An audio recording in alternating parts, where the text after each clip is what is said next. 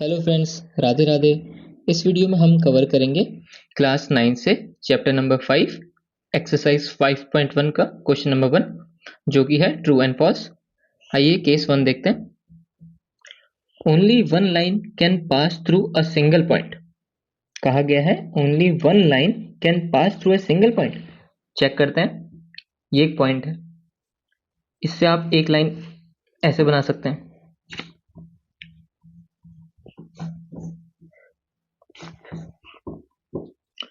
मान मान लीजिए ये एक पॉइंट है।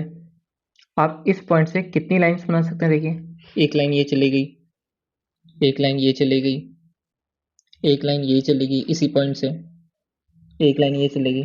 ऐसे तो एक पॉइंट से बहुत सारी लाइन जा सकती है ना। तो ये फर्स्ट केस क्या हो जाएगा? फॉल्स, क्योंकि एक लाइन से, एक पॉइंट से बहुत लाइंस जा सकती हैं। ठीक है, यहाँ पे बोला गया है कि एक लाइन, एक पॉइंट से सिर्फ एक ही लाइन पास हो सकती है, तो विच इज फॉल्स, है ना। केस 2 देखते हैं। There are an infinite numbers of line which passes through two distinct point। अच्छा, ये बोल रहे हैं कि दो पॉइंट हैं, दो डिस्टिंक्ट पॉइंट हैं, है ना, दो डिस्टिंक्ट पॉइंट हैं। अब इन पॉइंट्स में से बोल रहा है कि इनफाइनाइट लाइंस जा सकती हैं। ठीक है, ट्राई करते हैं। इनको ज्वाइन करेंगे तो पहले तो कुछ लाइन ऐसे बनेगी, है ना, एक लाइन तो ऐसी बन गई। अब दूसरी लाइन कैसे बनेगी? अब दूसरी लाइन भी अगर आप बनाओगे इन दोनों लाइन को ज्वाइन करने के लिए, वो भी तो ऐसी ही बनेगी, है ना। तो दो डिस्टिंक्ट पॉइंट से सिर्फ एक यूनिक ही लाइन है जो पास होती है, जो हमने पढ़ा भी है बुक में, चैप्टर में ना, एक्सियम 5.1 की दो पॉइंट से सिर्फ एक ही यूनिक लाइन पास होती है। एक पॉइंट से बहुत सारे लाइंस पास हो सकती है, एक पॉइंट से बहुत लाइन हो सकती है, बट दो पॉइंट से सिर्फ एक ही यूनिक लाइन पास करेगी। तो केस 2 भी क्या हो जाएगा? फॉल्स। केस 3 देखते हैं। A terminated line can be produced indefinitely on both the sides। ये एक पॉइंट, एक लाइन है ए एंड बी, है ना, कोई पॉइंट्स है ए एंड बी। तो इस पॉइंट्स को आगे आप बढ़ा सकते हो ऑब्वियसली इंफिनिटी तक, यहां से भी आप बढ़ा सकते हो इंफिनिटी तक, है ना। तो केस 3 क्या हो जाएगा? ट्रू, बिल्कुल सही बात, है ना। केस 4 में क्या गया है? If two circles are equal then their radii are equal. अच्छा, केस 4 की बात करते हैं। केस 4 में कहा गया है कि दो सर्कल है ना, बिल्कुल सेम सर्कल है, ये दो सर्कल है, सेम आपको लग नहीं रहे होंगे पर मान लीजिए सेम है। ठीक है, two circles are equal then their radii are equal.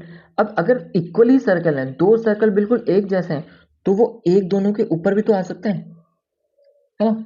अगर इस सर्कल, ये सर्कल और ये सर्कल सेम है, तो मैं इस सर्कल को इसके ऊपर रख दूंगा, तो ये दोनों ऐसे मर्ज हो जाएंगे, बिल्कुल ऐसे मर्ज हो जाएंगे कि हमको लगेगा सिर्फ एक ही सर्कल है ना।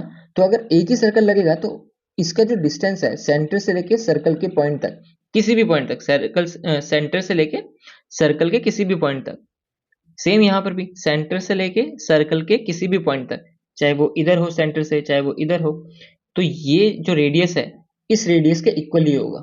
क्यों? क्योंकि दोनों सर्कल बिल्कुल बराबर है, बिल्कुल सेम है ना। तो फोर्थ का भी क्या हो जाएगा? ट्रू आंसर हो जाएगा, है ना। केस 5 देखते हैं। एक लाइन है ए बी, ये ए बी बोला, ये इक्वल है, इक्वल कर देते हैं पी क्यू के, इसको पी क्यू बोल देते हैं, है ना। अब कहा गया पी क्यू एक्स वाई के इक्वल है। पी क्यू किसके इक्वल है? एक्स वाई के इक्वल है ना, एक्स वाई के इक्वल है। तो पूछा गया क्या ए बी इसके इक्वल होगा? बिल्कुल होगा। जब एक चीज इसके इक्वल है, जब ये दोनों इक्वल है एंड ये दोनों इक्वल है ना, तो हम कह सकते हैं कि ये इसके इक्वल है, तो ये क्या है? ट्रू कह सकते हैं, है ना। इसको हाइड कर देंगे तो ये इसके इक्वल आ जाएगा, है ना। जैसे यहाँ पे देखते हैं, लिखा है A B equals to P Q and P Q equals to X Y, ऐसे लिखा है A B equals to P Q and P Q equals to X Y. तो क्या A B equals to X Y होगा? बिल्कुल होगा, है ना। तो ये क्या है? ट्रू। इसी के साथ क्वेश्चन नंबर 1 कंप्लीट होता है। चलिए क्वेश्चन नंबर 2 देखते हैं। क्वेश्चन नंबर 2 है, give a definition of each of the following terms. ठीक है, हमको कुछ डेफिनेशन देनी है टर्म्स की, and there other terms that need to be defined first. अच्छा, what are they and how might you define them. अब जैसे पैरेलल लाइन है, हमको जो डिफाइन करनी है वो क्या है। केस 1 में पैरेलल लाइन है, परपेंडिकुलर लाइन है, लाइन सेगमेंट है, रेडियस ऑफ ए सर्कल है, स्क्वायर है। तो ये 5 केस हमको सॉल्व करना है, इनकी डेफिनेशन बतानी है। तो इससे पहले ऑब्वियसली कुछ वर्ड्स होंगे, जैसे पैरेलल लाइंस है, तो पैरेलल लाइंस में लाइंस क्या होती हैं, है ना। परपेंडिकुलर में परपेंडिकुलर क्या होता है ना। तो हमको कुछ चीजें बिल्कुल एक्सप्लेन करनी पड़ेंगी, जैसे रेडियस ऑफ सर्कल में सर्कल क्या होता है ना। तो ऐसी कुछ लाइन है, तो हमने सॉल्व किया है स्ट्रेट लाइन। अब इसको आप अपनी डेफिनेशन में, अपनी लैंग्वेज में कैसे भी लिख सकते हो। मैंने यहाँ पे यूज करा है, a line is a breathless length and it can be extended infinitely in both direction. ऐसे कह सकते हो आप। अब पॉइंट है, तो पॉइंट क्या होता है, a point is that which has no part, a point has no dimensions, it has only a position. क्योंकि ये कुछ ऐसे वर्ड्स हैं, लाइन, पॉइंट, है ना, प्लेन, ये तीनों वर्ड्स क्या थे, अनडिफाइंड टर्म्स थी, जो मैथमेटिशियन से बात करी थी अपनी मीटिंग में ना, इन तीनों वर्ड्स की कोई डेफिनेशन नहीं है, अनडिफाइंड नहीं। लाइन, पॉइंट एंड प्लेन, ये 3 वर्ड है। ठीक है। अब perpendicular, a straight line that makes the right angle with the other line, है ना। इसका मतलब क्या होगा, ये परपेंडिकुलर हो गया। तो ऐसे कुछ वर्ड हैं जो हमको इनको डेफिनेशन से पहले कुछ डिफाइन करने पड़ते हैं। तो चलिए केस 1 देखते हैं, parallel lines, the lines which never intersect each other. जो दो लाइंस हैं, जैसे मान लीजिए यहां पे मैंने बना रखा है ए बी, है ना, A B and C D, मैंने 2 लाइंस बनाई है, और ऐसी लाइंस है जो आपस में कभी इंटरसेक्ट करेंगी ही नहीं। ठीक है, तो उनको हम क्या बोलते हैं, पैरेलल लाइन बोलते हैं। And if the perpendicular distance between two lines is always constant, then these are called parallel lines. ऐसे भी कह सकते हैं, जो इन दोनों लाइन के बीच में परपेंडिकुलर डिस्टेंस है ना, परपेंडिकुलर मींस ये 90 डिग्री बनाती होंगी, है ना। तो ये जितना भी एक्सटेंड होगी, जितनी दूर भी लाइन जाएंगी, हमेशा क्या रहेंगी, परपेंडिकुलर जो डिस्टेंस वो हमेशा सेम रहेगा। जैसे फॉर एग्जांपल यहाँ पे अगर 10 सेंटीमीटर का डिस्टेंस है, तो आगे भी 10 सेंटीमीटर का ही रहेगा, उसके आगे भी जाओगे तो मतलब जहां तक भी जाओगे वो 10 सेंटीमीटर ही रहेगा। तो ऐसी 2 लाइंस जिनका डिस्टेंस, परपेंडिकुलर डिस्टेंस सेम रहेगा, कांस्टेंट रहेगा, उनको हम पैरेलल लाइंस बोलते हैं। और वो लाइंस जो कभी आपस में मिलेंगे नहीं, इंटरसेक्ट नहीं करेंगी, है ना, उनको हम पैरेलल लाइंस बोलते हैं। कुछ ऐसे हम डिफाइन कर सकते हैं।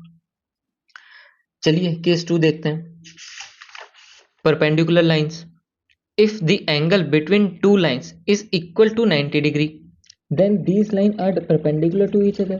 देखिए मैंने एक लाइन बनाई एंड एक और लाइन बनाई। If the angle between two lines is equal to 90 degree, अब इन दोनों लाइंस के बीच का जो एंगल है अगर वो 90 डिग्री है, तो उसको हम क्या बोलते हैं, परपेंडिकुलर।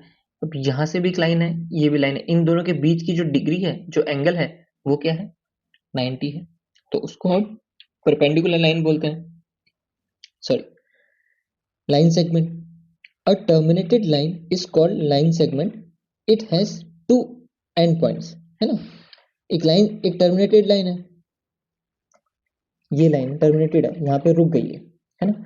इसको ब्रेक कर दिया है ना, पार्ट्स में या डिवाइड कर दिया। मान लीजिए एक लाइन थी, उसको डिवाइड कर दिया सेगमेंट में, एक छोटा सेगमेंट बना दिया, तो ये एंड पॉइंट हो गया, एक ये एंड पॉइंट हो गया, मान लीजिए ये है, तो इसको हम क्या बोलेंगे, लाइन सेगमेंट। इसको हम आगे फर्दर एक्सटेंड नहीं कर सकते, ये यहां से लेके यहां तक की ही जो चीज है, ए टू बी, ये ही लाइन सेगमेंट है ना। 2 एंड पॉइंट्स है, ये एंड पॉइंट है बिल्कुल। Case 4, radius of a circle, the distance from the centre to any point on the circle is called radius of a circle.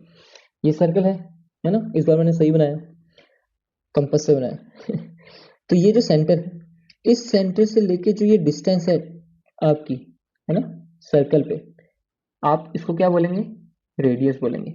अब इस सेंटर से आप इस सर्कल के किसी भी पॉइंट पे अगर आप टच करते हैं, तो वो भी रेडियस कहलाएगा ना। अगर आप इसको यहां से मान लीजिए यहाँ टच करते हैं, तो ये भी रेडियस है।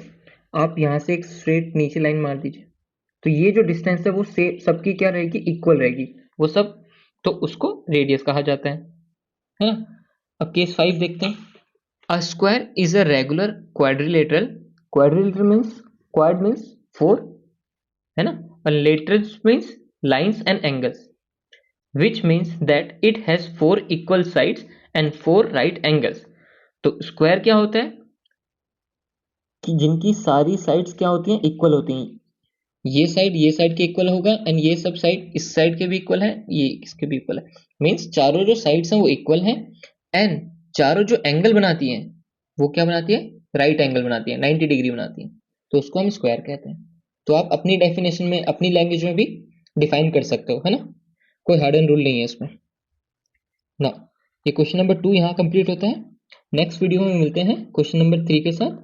सी यू फ्रेंड्स. राधे राधे.